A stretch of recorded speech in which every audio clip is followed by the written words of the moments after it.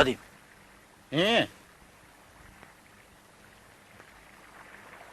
Қатын алам.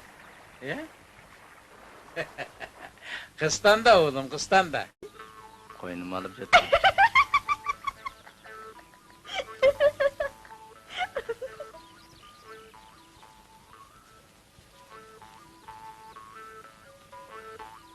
Баян мырза, сен байдың баласысың.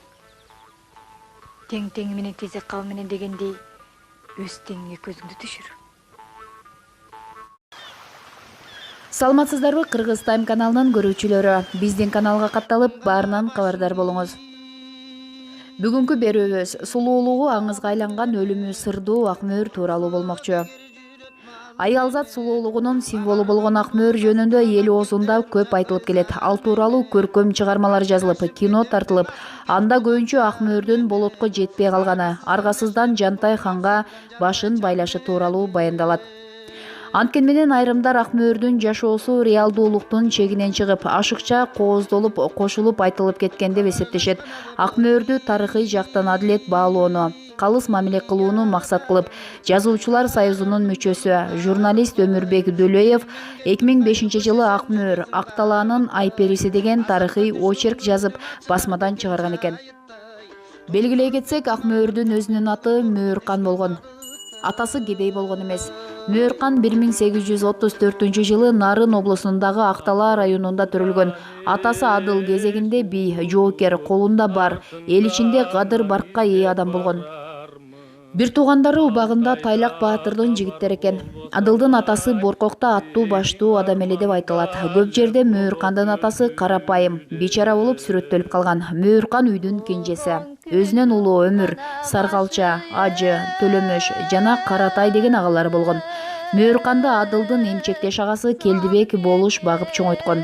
Ал жаштайынан акылдуу, эстүү, аркы беркини ойлой билген кыз болгон. Шыңга бойлуу, келте мурун, бетинде сепкилдери бар деп сүрөттөлөт. Мөөркандын Акмөөр аталып Жантайга жолугушу. Мөөркан 14 жашында 54 жаштагы Жантай ханга турмушка чыккан.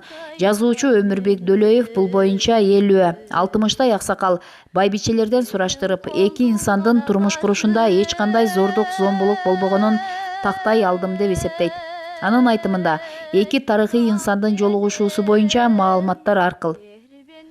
Жантайхан кайгуулдан келе жатып, соң көл жактагы камыштардын арасынан аркарларды байкайт. Алардын аркар экенинен күмөн санап, жигиттерине байкагылачы, суу ичкени келишкен го дейт.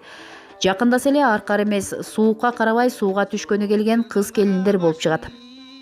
Атчан жигит жакындаганда кыздар ар тарапка качышат. Алардын арасынан Мөөркан сулуулугу жайылган чачы менен айырмаланып турат. Жакындап келген Жантай жаш кыздан "Сен кызсыңбы, же катынсыңбы?" дейт. Анан тиги "Кызмын" дейт. Жооп катары хан "Анда сен Акмөөр турбайсыңбы?" дейт. Мөөрдү Жантай ошентип көргөн экен деп айтып берди Дөлөев. Дагы бир маалыматтар боюнча Акмөөр 11-12 жашында ата-энеси айылчылап кетип, үйдө жалгыз калат. Жантайхан капысынан үй жагынан өтүп баратып кызды көрөт. Ошол күндөн тарта Акмөөр эсине көп түшкөн. Дөлөев дагы бир вариантында Жантайхан Адылдын үйүнө конокко барып, чай сунуп жаткан Акмөөргө көзү түшкөн деп айтылгарын белгиледи. Акмөөрдүн Жантайханга турмушка чыгышы. Акмөөрдүн атасы Адылдын эки аялы болот. Эки жубайына эки үй тектерип, мал жан бөлүп берген, өзүнчө конуш ээлеткен. Бир ирет кичүү аялынын конушун которуу үчүн келет. Эрке токолу майлайлы деп кой сойдуртуп, конок чакырат. Кечке жуук оттун күйгөнүн көргөн душман айылга басып кирет. Жоо бир айылды карактап, 300дөй жылкысын айдап, Адылдын 6 айлык баласын карга сайып кетишкен. Мындан улам Адыл үй бүлөсү менен убактылуу Ысык көл тарапка көчүп кетет. Кийинки жылы кайрадан Нарынга көчүп келе жатканда жолдон Жантайхан тосуп чыгып, Акмөөр тууралуу кеп козгогон. Бир жылдан кийин хан каада салт менен Акмөөрдү алып кеткен. Ал өмүр бою кайындарына алык-салык калдырбай, карамдуу болуп, сый-урмат көрсөткөн күйөө бала болгону айтылат. Акмөөр 23 жашында Тун уулу Муңайтпасты төрөгөн. Андан кийин Калый деген кыз, Токтонай деген бала көргөн. Калыйды көл башына күйөөгө беришкен. Токтонай кичине кезинде чарчап калган. Муңайтпас тай жагына жакын экени айтылат. Акмөөр менен Жантай 20 жыл бирге өмүр сүргөн. Акмөөр 34 жашка чыкканда Жантай кайтыш болгон. Ак мөөр менен болот сүйүшкөн эмес. Тасмаларда, чыгармаларда ак мөөр менен болоттун сүйүүсү тууралуу көркөмдөлүп жазылып, бир топ тарыхый жерлери өзгөргөн дейт жазуучу Өмүрбек Дөлөев. Болот менен ак мөөр тайэже жээн. Болот Адылдын улуу кызынын баласы. Бул эки адамдын ортосунда сүйүү болбоптур. Мөөр экөө бир туугандай чоңоюшкан. Ортолорундагы махабат Олжобай менен Кишимжандай болсо, Болот кызды эбак ала качып кетмек. Алдуу күчтүү, баатыр жигит болгондо. Ак мөөр Жантай өлгөндөн кийин турмуш курган эмес. Хан Бектин аялдары төшөгүн башкага тепселеткен эмес. Канышалык даражасын бийик тутуп өткөн, деди жазуучу. Ак мөөр Жантайхан дүйнөдөн өткөндөн 1 жылдан соң тагыраагы 35 жашында каза болгон. Сөөгү Кемин районундагы Жол булак айылына коюлган. Өлүмүнүн так себеби жок. Сырдуу деп айтылып келет. Бирок башка булактарда айтылгандай, ал киши колдуу болгон эмес. Себеби хандын аялдары кол тийгиз болуп эсептелген. Урпактары белгисиз туугандары бар. Учурда ак мөөр менен Жантайдын урпактары тууралуу маалымат жок. 1970-жылы ак мөөрдүн небереси Муңайтпастын уулу чоң энесине кат жазып кеткени айтылат. Биз ак мөөрдүн уулу Муңайтпастан төрөлгөн 5 бир тууганбыз. Эркектен жалгыз менмин. Эжем Чыныке Чоң Кеминде, карындашым Мария Ысык көлдүн Чоң Сарайында. Нурила Тоңдун Ак Сайында, Алиман Жетөөгүздө жашайт. Атабыз Муңайтпас 1920-жылы 63 жашында Нарында каза болгон деп айтылат катта. Ошондой эле ак мөөрдүн атасынын бир туугандарынан тараган жакындары бар. Боркоктун 3 уулу болгон: Бай, Адыл, Бердибек. Учурда Байдын чөйрөсү Мукаш Базаркулов билим берүү тармагында бир топ жыл эмгектенген. Дагы башка туугандары Нарындын Акталаасында турат. Ак мөөргө арналган тасма, чыгарма, сынактар. Ак мөөр тарыхый инсан. Ал жөнүндө эл арасында айтылып келе жаткан уламыштар адабий чыгармаларда, кинофильмде чагылдырып көрсөтүлгөн. Совет доорунда Муратбек Рыскуловдун Татыбөбө Турсунбаеванын катышуусу менен Ак мөөр кинофильми тартылып, көрүүчүлөрдүн кызыгуусун арттырган. Эл акыны Сүйүнбай Эралиев көркөмдүгү жагынан жогорку деңгээлдеги Ак мөөр поэмасын жазган.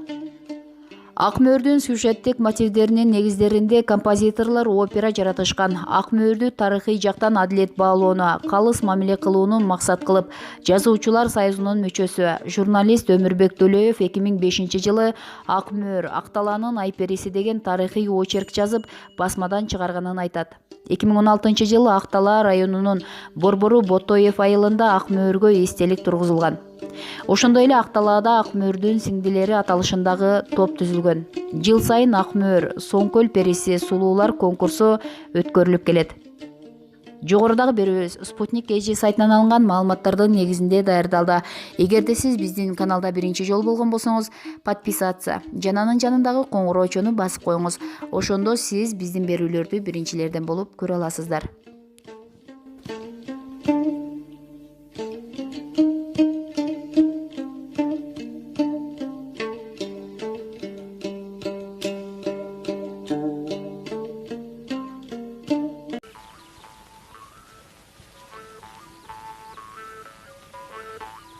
Бая мырза, сен байдын баласысың. Тең теңи менен тезек кабы менен дегендей, өз теңиңе көзүңдү түшүр. Başım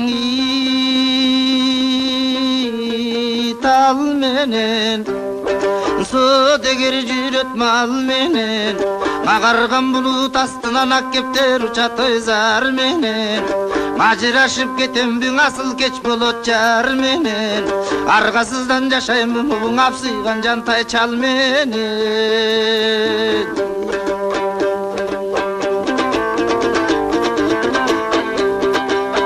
Kavarlaşkana bulut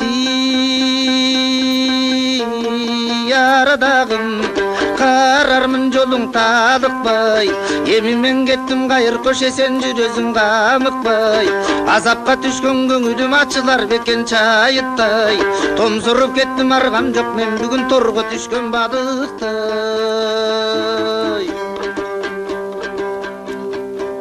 Akjal budane sutup Артыңдан аң издеп барармын Алтайда кабар болбосоң ай, дегиң арманда эле болот өлдүдө. Соң күлдің ғана башы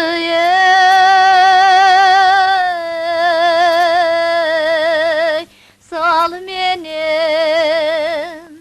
содагер ғана өтөт мал менен, сол құлдап қана илап баратам, солуған жантай чал менен, солуған жантай чал менен. Кең қолдың ғана башы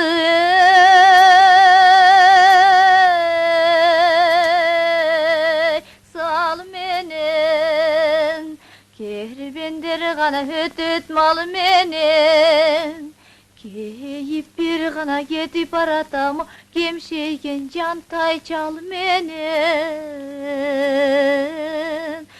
кемшейген жантай чал менен. Ушуну менен биздин видео соңуна чыкты достор. Эгерде видео жаккан болсо лайк басып, каналга жазылып, аталган видео боюнча өз ой пикириңизди комментарийге калтырганды унутпаңыздар. Жана ошондой эле кийинки видео ким жөнүндө болсун, ал жөнүндө дагы жаза кетиңиздер. Кыргыз Тайм каналы элдин кызматында. Биз менен бирге болуңуздар.